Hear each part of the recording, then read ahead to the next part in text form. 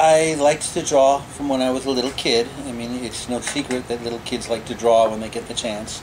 I was just one of them. In too many cases, they get kind of weeded out. Some kids get told, you know how to draw, you don't know how to draw.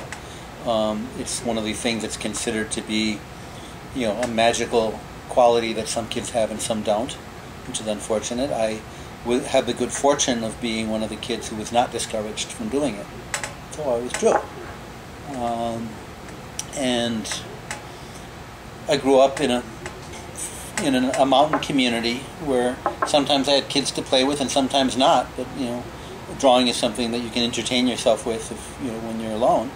And so I really took to it. What did you have crayons, like pencils? Pencil. Mm-hmm. Just pencil and paper, which is. And when my father would go to the San Juan or to one of the other cities, he'd come back with a ream of paper. That would last me a while, just typing paper and pencil. Which I think is probably why much of my work, even now the work that I do, a full-color poster will tend to be done as a black and white piece of art, and then the color is added to that. There's a lot of the sort of strong outlines and textures, which I imagine probably comes from the fact that my early work was all black and white. To the States when I was 11 or 12. This was right in the late 60s. It was shortly before Martin Luther King was assassinated, shortly after Malcolm X was. So it was a very turbulent time politically.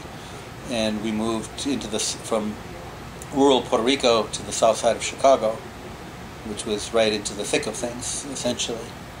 When there were riots going on, you could at least smell the smoke and hear the gunfire.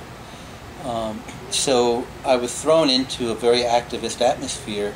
I'd grown up in a family that was involved in the Puerto Rican independence movement, so that at least sort of secondhand, it's not something I was that conscious of, but I absorbed certain politics, certain sensibilities, which left me ripe to get involved in.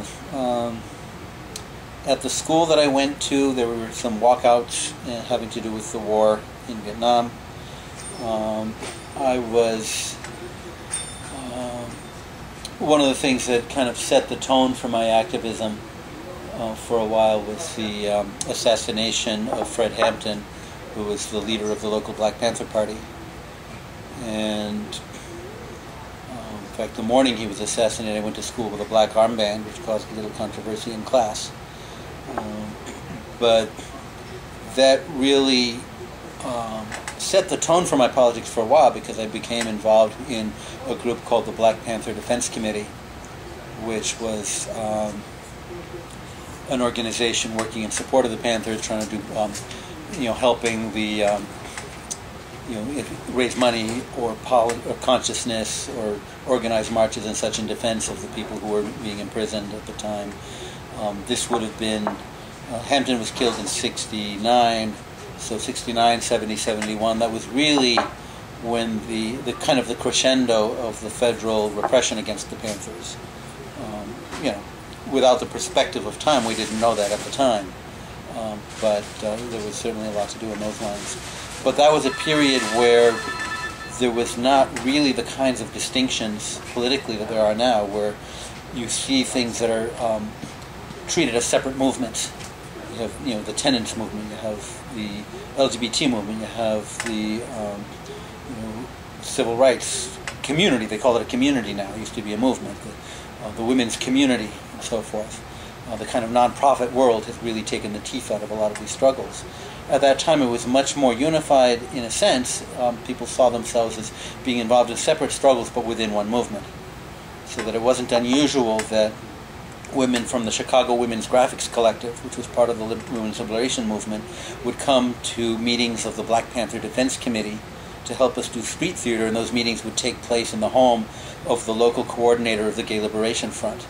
There was nothing odd about that. This was simply an organic way that I was influenced by the Cuban posters, Cuban screen-printed posters, which were very attractive to me, and what eventually got me to start doing, become interested, in screen printing as a printmaking medium. How did you learn it?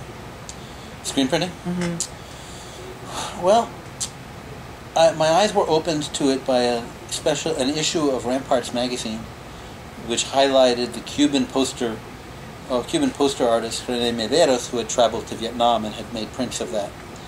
I didn't realize at the time that some of the art I'd been around as a kid in Puerto Rico was screen printed, and that it was the Puerto Rican artists who went and showed the Cubans how to set up their studios. But so I had it in my mind. Later, I had moved to Boston. When I was a little bit older, I had worked in a union struggle there and saved up enough money to get a little booklet about how to do screen printing and send away for some of the materials that I would need.